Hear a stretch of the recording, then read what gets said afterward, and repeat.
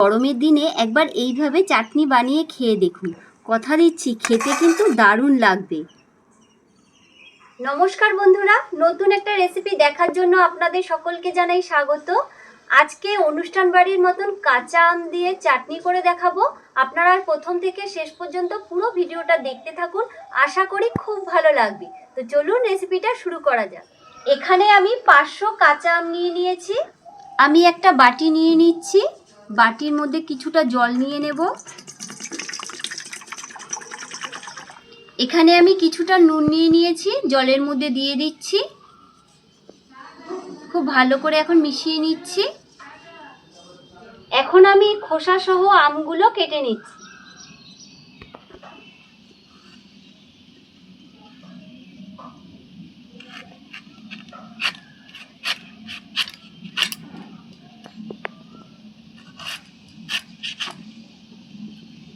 আমগুলো দেখুন আমি এরকম বড় বড় করে কেটে নিচ্ছি। এখন এই নুন জলের মধ্যে আমগুলো দিয়ে দিচ্ছি, তাহলে আমগুলো কালো হয়ে যাবে না।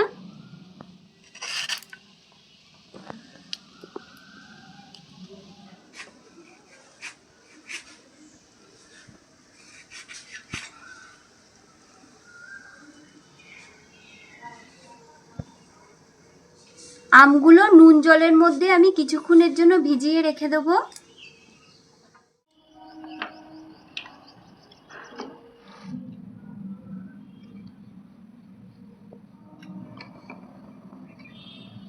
চাটনি করার জন্য আমি একটা মশলা রেডি করে নিচ্ছি। এখানে আমি হাফ চামচের মতন 5 ফোড়ন দিয়ে দিচ্ছি, একটা শুকনো লঙ্কা দিয়ে দিচ্ছি, 1 চামচের মতন মৌরি, হাফ চামচের মতন সর্ষে, কালো সর্ষে দিয়ে দিচ্ছি। মশলাটা এখন হালকা করে ভেজে নেব।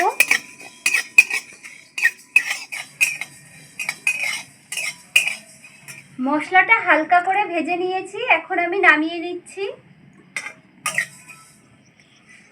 মিক্সির জারের মধ্যে আমি নিয়ে নিচ্ছি ভেজে রাখা মশলাগুলো। ঠান্ডা করে গুঁড়ো করে নেব। সামান্য একটু সর্ষের তেল দিয়ে দিচ্ছি। তেলের মধ্যে একটা তেজপাতা দিয়ে দিচ্ছি, শুকনো লঙ্কা, হাফ চামচের মতন রাঁধুনি দিয়ে দিচ্ছি। একটু মশলাটা ভেজে নেব। পরিমাণ মতন জল দিয়ে দিচ্ছি। সামান্য একটু হলুদ দিয়ে দিচ্ছি। এখানে দেখুন আমি 250 মতন চিনি নিয়েছি, দিয়ে দিচ্ছি।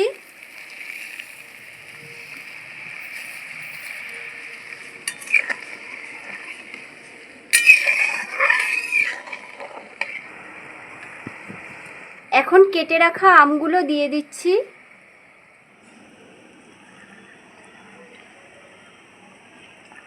এখন কিছুক্ষণের জন্য ঢাকা দিয়ে দেব। ভেজে রাখা মশলাটা খুব ভালো করে ঠান্ডা করে নিয়েছি। এখন আমি আধ ভাঙা করে গুঁড়ো করে নিয়ে আসব। এখন আমি ঢাকাটা খুলে নিচ্ছি।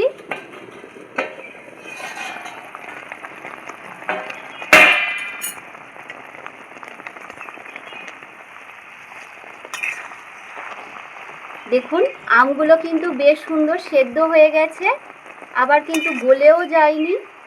এই দেখুন, ওপর দিয়ে একটু নুন দিয়ে দিচ্ছি।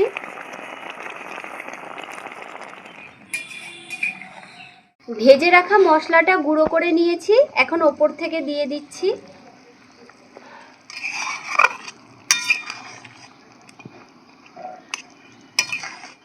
চাটনিটা আমার রেডি হয়ে গেছে, এখন নামিয়ে একটু ঠান্ডা করে নেব।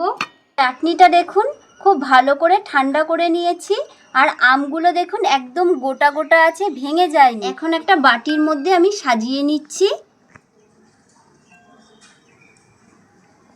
এই গরমের দিনে একবার এইভাবে চাটনি বানিয়ে খেয়ে দেখুন, কথা দিচ্ছি খেতে কিন্তু দারুণ লাগবে। দেখুন কতটা লোভনীয় লাগছে।